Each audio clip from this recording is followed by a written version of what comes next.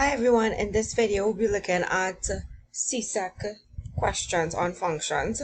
So the videos on part 1 of functions videos, composite functions, and inverse functions, the links for those videos would be found in the description box, and those videos are on the Maths in Minutes YouTube page, which I would have showed you all a while ago, but I'll just link it there so you all will get the links for the videos as well, right?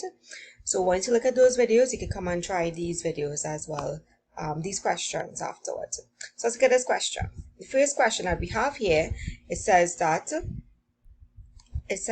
f and g are defined as f of x is equal to 2x minus 5, and then it goes on to say that g of x is equal to x squared plus 3. So let's look at this now and see what they asked us to find. So part 1, so again, f of x is this here, 2x minus 5, and g of x is x squared plus 3. So part 1a says calculate the value of, so part 1a, we want to calculate the value of f of 4. So first things first, let's write down that function with f of x. F of x is equal to 2x minus 5. We want to find f of 4.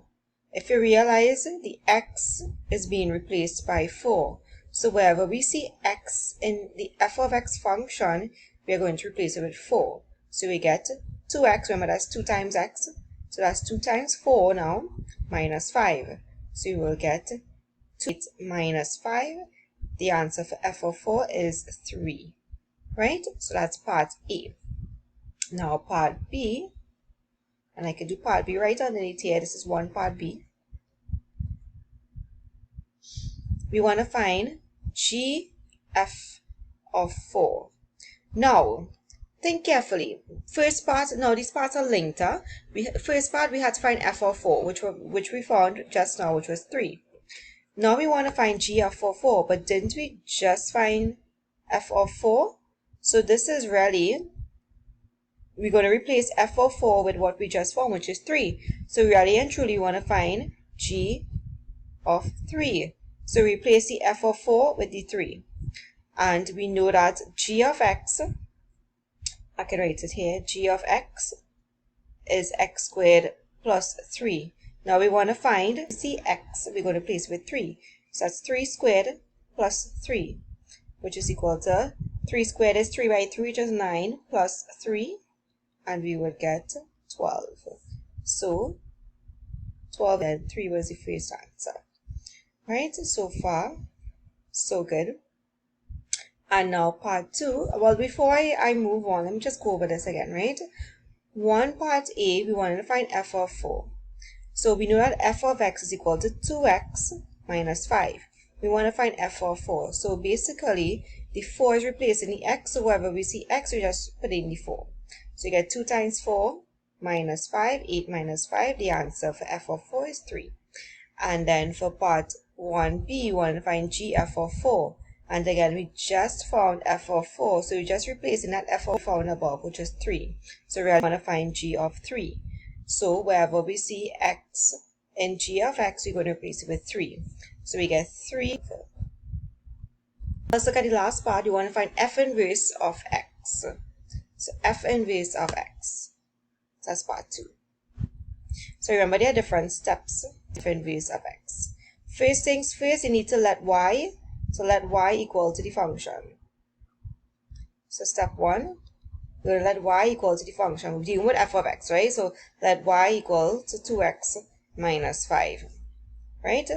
Step 2, we have to interchange x and y.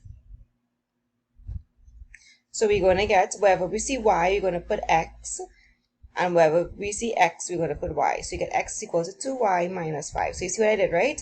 Wherever I saw y, I put x instead, and wherever I saw x, I put y. Cool. And now, the last main step, step 3. So right now here, x is the subject of the formula because x by itself is equal to everything. So for the step 3, we want to make y the subject, meaning we want y alone equal to everything else.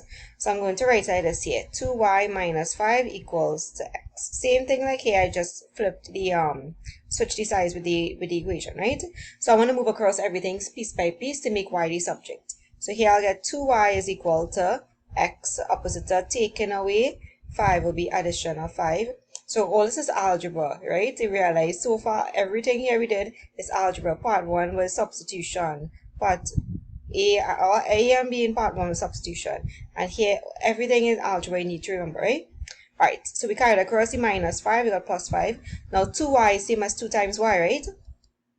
So now we want to make y alone the subject, which means we have to move across this times 2. So we get x plus 5, opposite of multiplying by 2 is division by 2. So therefore, we just made y the subject. So therefore, final answer, so therefore, the inverse, f inverse of x is x plus 5 over 2. Again, it's just 3 easy steps to remember. Step 1, let y equal to the function. Step 2, interchange x and y. Step 3, make y the subject. Again, it's very important to make sure you go back to the different topics in the algebra to make sure you know it in order to move forward with the other topics in maths, because algebra you're going to see coming up a lot, right? Alright, so let's look at this next CSEC question, past paper question. So here we have two functions. F of x is 2x minus 7 and g of x is x squared plus 1. Part 1, they want you to find, well, they have 3 parts here. You're going to find the inverse of f, the inverse of g, and fg of x. So what I'll do here at the side, I will do, actually I could do the f inverse right here. So first things first, remember step 1, and I'm going to put step 1, step 2, step 3. You could write in step 1, step 2, step 3. Well, I could write it in just, and you could learn it too probably, so you don't mix up yourself. So step 1, you let y equal to the function. So y is equal to 2x minus 7, sorry. So step 2, you interchange it now. So interchange, I'll get x is equal to 2y minus 7, right? And then step 3, make y the subject. Make y the subject. So 2y minus 7 equals x.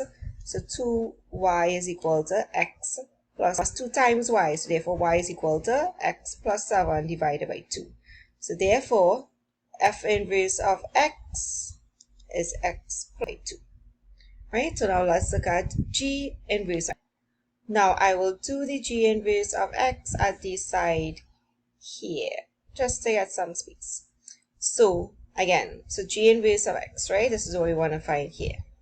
So again, step 1, let y equal to the function. So g of x is x squared plus 1, so it will be y equals x squared plus 1. Step 2, we're going to interchange.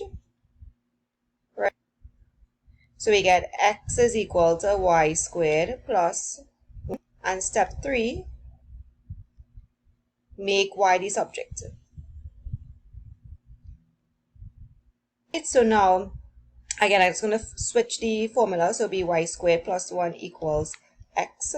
So therefore, y squared is equal to x. Opposite of adding 1 is take away 1. And now we have y squared equals x minus 1. So y by itself, opposite of squaring, is what again? Square root. Right? So therefore, 1. So before I move on to the last piece, I just want to go over the first 2 parts for the inverse of f and the inverse of g. If you realize the steps are the same. Step 1, let y equal to the function. Step 2, you interchange x and y. So wherever you see y, you put x. Wherever you see x, you put y. And step 3, you make y the subject. And again, it's the same thing on the other side for g inverse of x. Step 1, you let y equal to the function. Step 2, x and y. And step 3, you make y the subject. So I'll go over this piece here. Y squared plus 1 is equal to x. So we carry across the plus 1. So we get y squared is equal to x minus 1. And then we need to get rid of the square. So the opposite of squaring is square root. So little things that you need to remember, right? Alright, so now we can look at the last piece. Alright, so for the last piece, we want to find fg of x. So fg of x. So let's look at this. I rewrote the two functions f of x and g of x there, so we just have it there. So we want to find fg of x. So let's look at this carefully. So we want to find fg of x. Our main function here is the one that comes first, which is the f. So now the g of x is the second one. So look at this. We have f of x here. Basically, and now we want to find g of x. So this x in f of x is being replaced by g of x. So wherever we see x in f, we're going to replace it with g of x. So I know it sounds confusing. So f of x is 2x minus 7. So that x in the 2x, we're going to replace it with g. X squared plus 1. Close brackets, and then they put back the minus 7. And that's it. That's the answer. We will go ahead and simplify it. But do you see how that x was replaced by the g of x? Wherever we saw x in the f of x, we replace it with the g of x. And then simplifying, 2 by x squared is 2x squared. 2 by 1 plus 2, and then minus 7. So we get today. Right? I know this one is a little bit tricky. You'll get accustomed to it. Don't worry. So this is an old past paper question. You can tell by the typing, the font, sorry. But let's go ahead and do it one time. So part 1, we are given f of x. So f of x is 7x plus 4. G of x is 1 over 2x. Right? And firstly, we want to find part 1, g of 3. Right? So basically, I'll write over g of x at the top. 1 over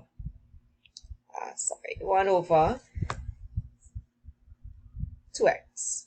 So wherever we see x and g, we're going to replace it with 3. So we get 1 over 2x is 2 times x, right? So 2 times 3, so 1 over 6.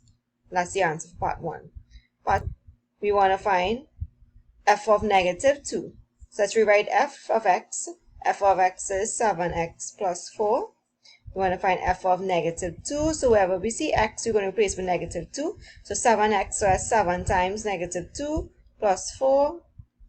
So that's minus 14 plus 4. Minus 14 plus 4 will give us minus 10. Right? So these two parts are simple substitution. And now let's look at the last piece. So in part 3, we want to find f inverse of 11. But firstly, I went ahead and wrote out some pieces already. We need to find f inverse of x first. Then we will substitute the 11. So step 1, you let y equal to the function. Y equals 7x plus 4. Step 2, a interchange. So wherever we see x, you put the y. Whenever you see y, put x. So we get x equals 7y plus 4. And I'm going to make y the subject. So 7y plus 4 is equal to x. Just like what we're doing in the last questions. 7y plus 4 become take away 4. So be x take away 4. And this is 7 times y, right? So y is equal to x minus 4 divided by 7. And now this is actually f inverse of x is equal to x minus 4 over 7. So therefore now we want to find f inverse of 11. That's what the question is asking us to find. 11 minus 4 over 7, right? And 11 minus 4 is how much? 11 minus 4 is 7. So 7 over 7, the answer is 1. Right? So the questions are not hard. You just need to know the basics. And it is pretty easy to find, right? So just keep on looking at the videos with the content before. And as I said, there will be a link in the description box. But remember, it's all about practice, right? Just keep on practicing. If you know you're weak in your algebra, go back to the algebra before you come to this, right? Just keep practicing. Alright, I'll see you all in my next video.